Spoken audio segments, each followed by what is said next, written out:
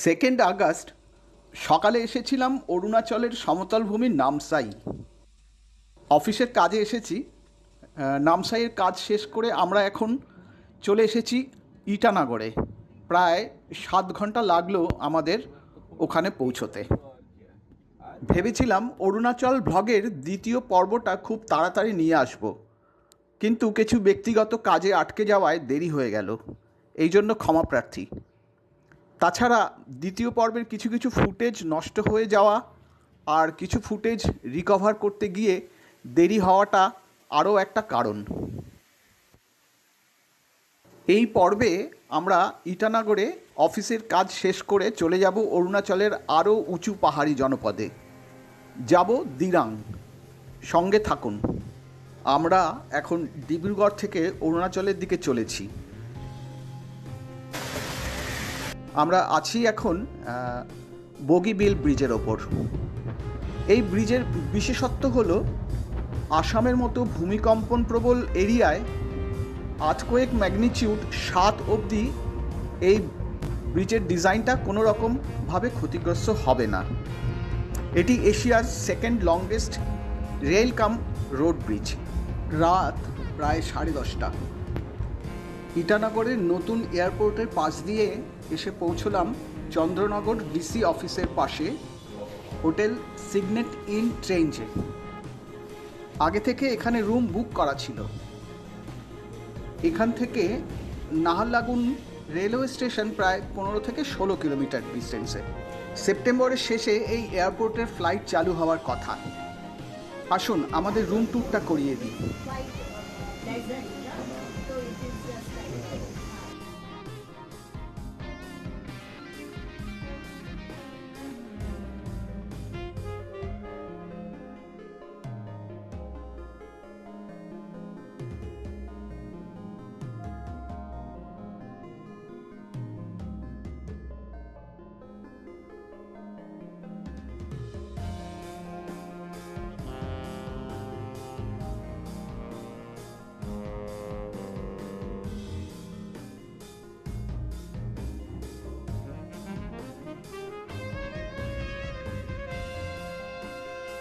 Thumbnail দেখে নিশ্চয়ই বুঝতে পারছেন যে এটি একটি ফিরে দেখা সিরিজের আরও একটি ব্লগ।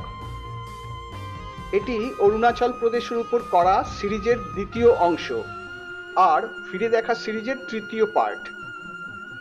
প্রথম পর্ব যারা দেখেননি প্লিজ দেখে নেবেন, তাহলে ভ্রমণের আগের অংশের সাথে সংযোগ করতে পারবেন। শুরু করলাম ফিরে দেখা সিরিজের তৃতীয় অংশ।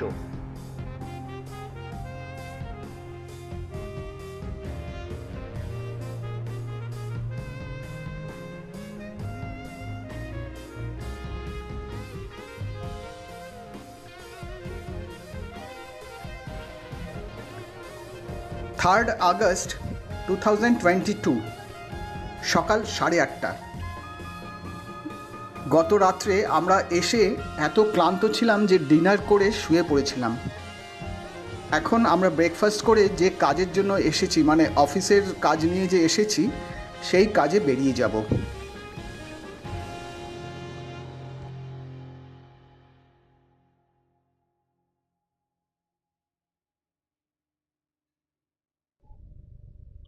গতকাল রাত্রে আমরা সিগনেট ইন হোটেলে এসে উঠেছিলাম। রাত প্রায় 10:30 ছিল। ওই জন্য হোটেলের কিছু অংশ ছাড়া বাদবাকি অংশটা আমরা দেখাতে পারিনি। আসুন আমরা হোটেলের সামনের দিকটা একটু দেখিয়ে দিই।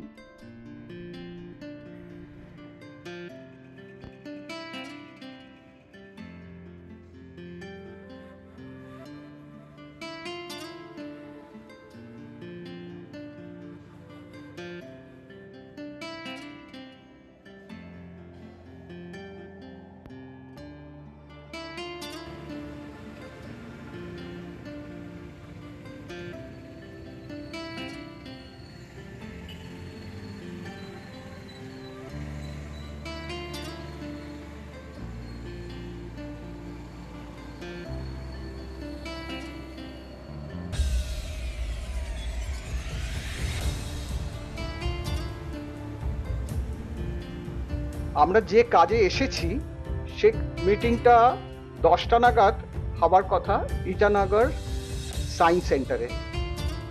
আমরা বেরিয়ে পড়েছি। ইটানগরের সকাল 10টার রাস্তার যা ট্রাফিক কন্ডিশন তার ওপর দিয়ে আমরা চলেছি ইটানগর সায়েন্স সেন্টারের দিকে। সঙ্গে থাকুন, সময় পেলে পরে আরো ডিটেলে জানাচ্ছি।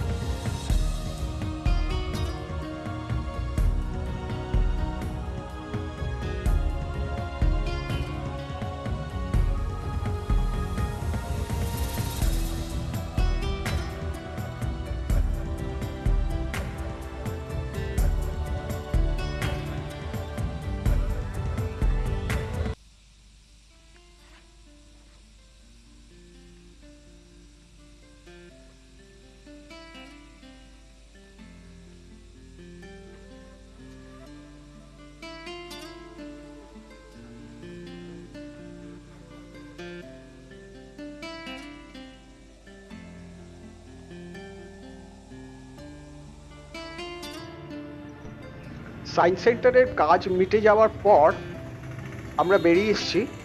দেখুন ইটানগরের বিজি রোডের অবস্থা, মানে বিজি ট্রাফিক। আমরা এখন কিছু লাঞ্চ করে তারপরে বেরিয়ে পড়ব দিরাংয়ের উদ্দেশ্যে।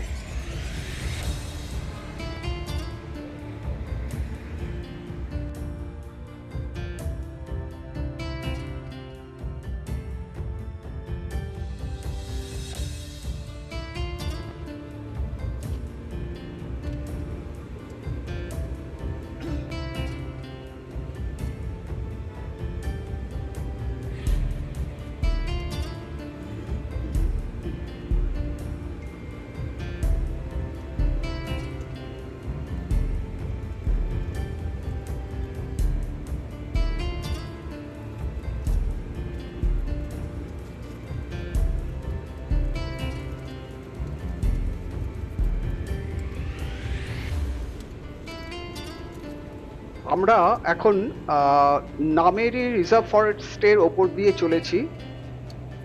আমাদের দিরাং পৌঁছতে, মানে ইটানগর থেকে দিরাংয়ে পৌঁছতে আপনি যদি গাড়িতে আসেন, বাই কার যদি আসেন, মোটামুটি 7 ঘন্টার মতো লাগার কথা। কিছুটা আসামের ভেতর দিয়ে গিয়ে তারপর ওখানে আমাদেরকে ঢুকতে হবে ভালুকপংয়ের বর্ডার দিয়ে। ভালুকপংয়ের বর্ডার মানে ওখানে ঢুকতে গেলে ইনার লাইন পারমিট লাগে। তা যে সেটা আমাদের যে অফিসের কাজের যে স্ট্রেচটা আছে, মানে 3 দিন 4 দিনের জন্য আমরা ইনার লাইন পারমিট করেই ঢুকেছি। আমরা ভালুকপং এসে পৌঁছেছি। তারপর এখান থেকে কিছু খাওয়া দাওয়া করে নিয়ে, অল্প কিছু খাওয়া দাওয়া করে নিয়ে আমরা দিরাংয়ের দিকে এগিয়ে যাব।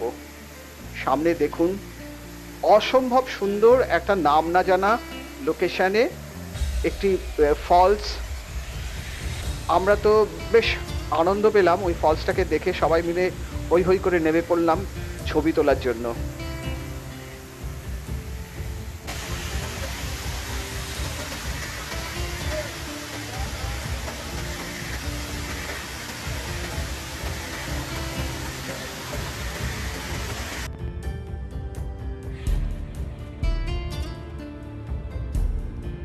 ইটানগর থেকে দিরাংয়ের ট্রাভেল ডিস্টেন্স মোটামুটি 310 কিলোমিটারের মতো।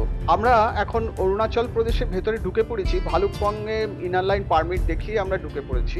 এখানকার রাস্তাঘাট বর্ডার রোড অর্গানাইজেশন এরাই তৈরি করেছে।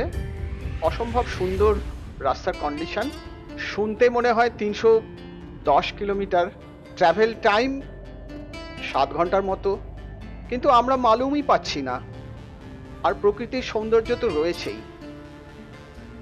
পাশে রাস্তার পাশে বর্ডার রোড অর্গানাইজেশনের কিছু ক্যাপশন রয়েছে, যেগুলো দেখে ড্রাইভাররা খুব সুন্দরভাবে গাড়ি চালিয়ে নিয়ে যেতে পারে।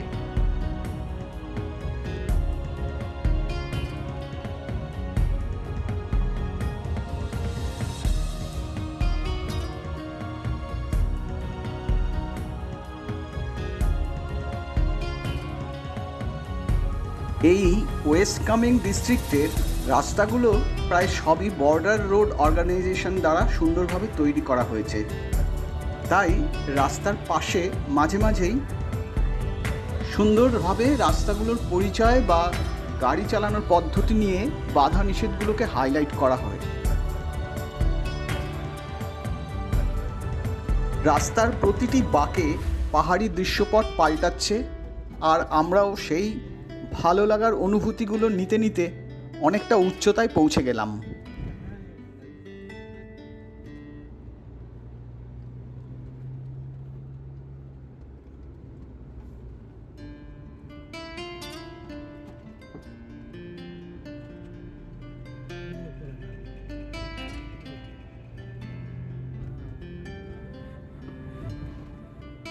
সূর্যের আলো ক্রমশ কমে আসছে। আমরা খুব তাড়াতাড়ি দিরাঙে প্রবেশ করব। হ্যাঁ, এই তো আমরা এসে পৌঁছেছি আমাদের হোটেল পেমালিং লর্ডস ইনে, যেটা দিরাং থেকে একটু আউটস্কার্ট, 1.5 কিলোমিটার ডিস্টেন্স। এখান থেকে দিরাং টাউনশিপটা 1.5 কিলোমিটার ডিস্টেন্স। দিরাঙের জনপদটা কিন্তু একদমই অন্যরকম, একটা ভ্যালির মধ্যে দিরাঙের জনপদটা।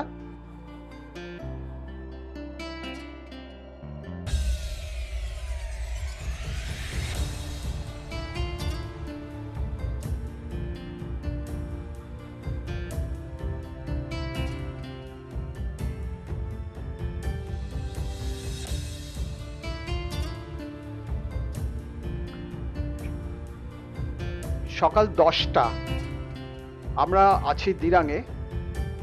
পরের দিনের কথা বলছি। আমরা আমাদের কাজ শেষ করার জন্য বেরিয়ে পড়েছি।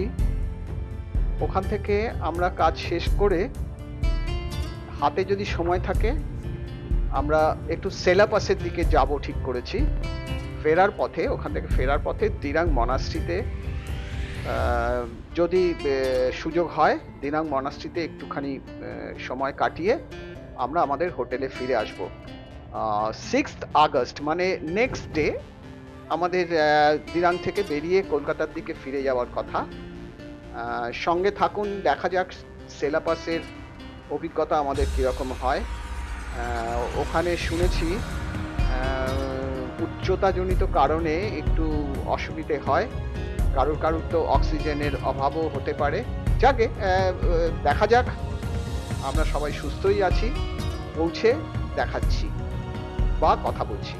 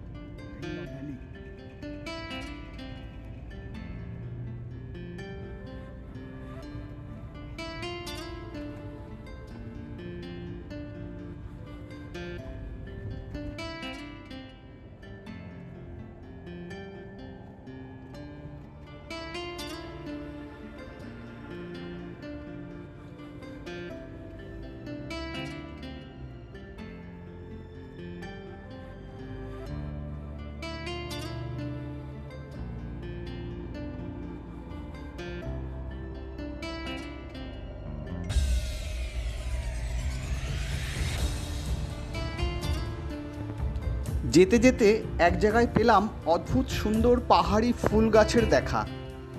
আমাদের সঙ্গী লোকাল একজনের কাছে জানলাম যে এই উচ্চতায় বছরের এই সময়ে শুধুমাত্র এই ফুলগুলো দেখা যায়, বরফ পড়া শুরু হওয়ার আগে অবধি তাদের দেখা যায়। অবশেষে পৌঁছে গেলাম বহু প্রতীক্ষিত সেলা পাসের গেটে। সেলা পাসের উচ্চতা 13,700 ফিট। অরুণাচলের সবচাইতে জনপ্রিয় দর্শনীয় স্থান তাওয়াং যেতে গেলে সবাইকে এই সেলা পাস অতিক্রম করেই যেতে হয়। অত্যন্ত দুঃখের সাথে জানাচ্ছি যে ঠিক এইখানকার প্রায় মিনিট 3 ভিডিওটা আমি যেভাবেই হোক নষ্ট করে ফেলেছি। অনেক চেষ্টা করেও রিকভারি করতে পারিনি, যার জন্য এই ভিডিওটা তৈরি করতে আমার এত সময় লেগে গেল।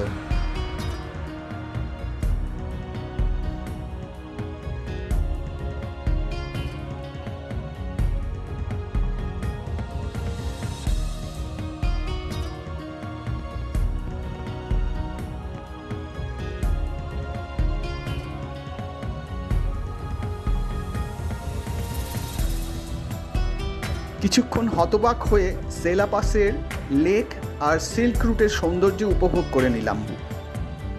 আমাদের সঙ্গে যারা ছিলেন তাদের অনেকে দৌড়দৌড়ি করতে গিয়ে হাঁপিয়ে গেলেন। হ্যাঁ, এখানে উচ্চতাজনিত কারণে সকলেরই কম বেশি শ্বাস নিতে অসুবিধে হচ্ছিল। তার সাথেও চলছিল অল্প অল্প বৃষ্টি আর প্রচণ্ড ঠান্ডা হাওয়া।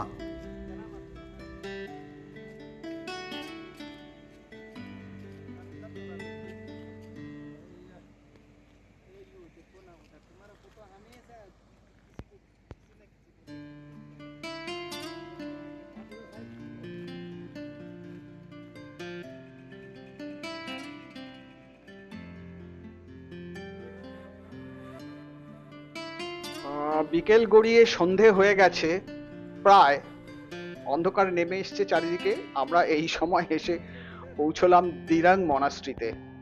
বাইরে খুব সুন্দর লাগছে, আলোগুলো সব জ্বলছে, কিন্তু ভেতরে প্রবেশ করার উপায় নেই, কারণ ভেতরে এখন সন্ধ্যের যে প্রার্থনা সভাটা হয়, উপাসনাটা হয়, সেই উপাসনাটা চলছে এখন। তা যাই হোক, আমরা যতটুকু পারলাম বাইরে থেকেই একটু দেখে নিলাম।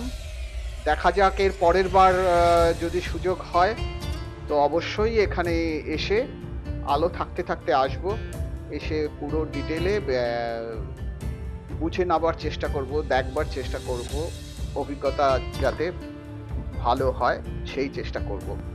এখন রাখছি, আমরা পরের দিন সকালবেলা গৌহাটির উদ্দেশ্যে বেরিয়ে পড়ব।